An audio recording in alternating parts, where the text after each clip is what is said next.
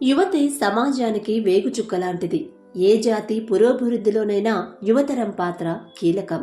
అలాగే చైతన్యభరితం, ఆహ్లాదభరితమైన ప్రపంచం రూపొందాలంటే సమర్థులైన, ఉత్సాహవంతులైన, కార్యశీలత గల, నిస్వార్థపరులైన యువతను తయారు చేయాలి.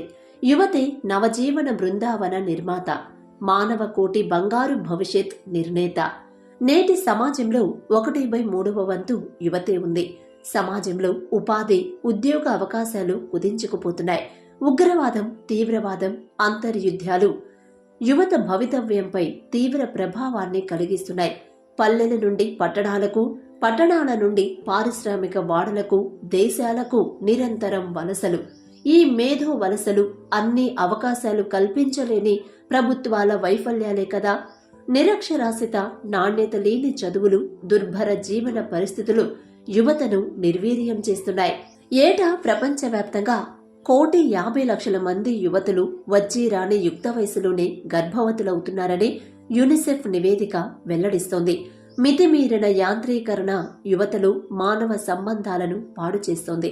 సమాజంలో కరాళ నృత్యం చేస్తున్న మాదక ద్రవ్యాలు, విశృంఖలత్వం, అరాచకాలు, అత్యాచారాలు నైతిక పతనానికి దారితీసే యువతను బలి తీసుకుంటున్నాయి.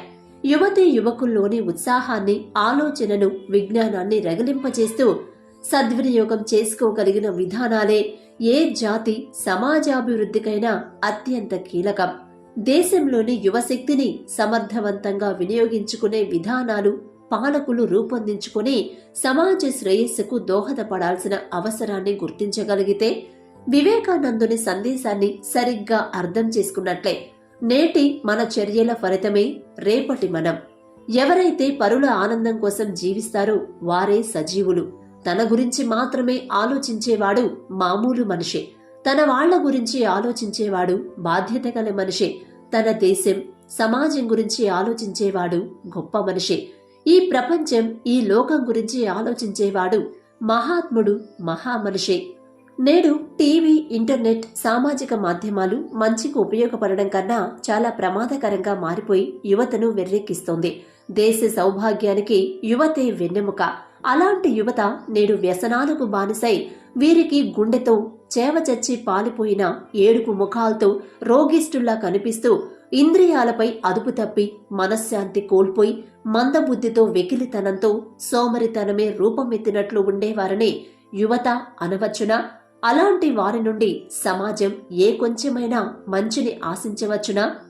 లెండి, మేల్కొనండి. గమ్యం చేరే వరకు విశ్రమించకండి.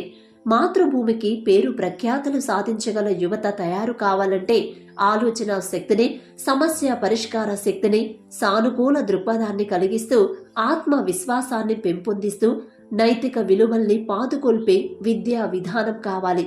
మంచి వ్యక్తిత్వాన్ని రూపుదిద్ది మానసిక శక్తిని పెంపొందించి బుద్ధిని వికసింపచేయగలిగి మనిషిని తన కాళ్ల మీద తనను నిలబెట్టగలిగినదే నిజమైన విద్య అంటాడు స్వామి వివేకానంద.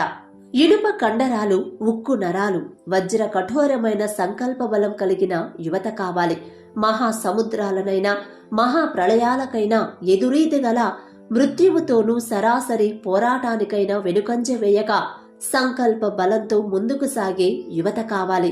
నీవు మొండివైనా, బండవైనా నిన్ను అపురూపమైన వ్యక్తిని చేయగలవాడే నిజమైన ఉపాధ్యాయుడు అంటాడు వివేకానంద. భారత యువజనులారా, ఉద్యుక్తుకండే. మీ భవిష్యత్తును గురించి మీరు నిర్ణయించుకోవాల్సిన తరుణం ఆసన్నమైంది.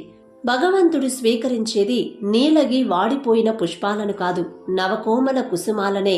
ఇనుప కండరాలు, ఉక్కు నరాలు, వజ్ర కఠోరమైన మనసు గల యువతే ఈ దేశానికి ఆశాజ్యోతి.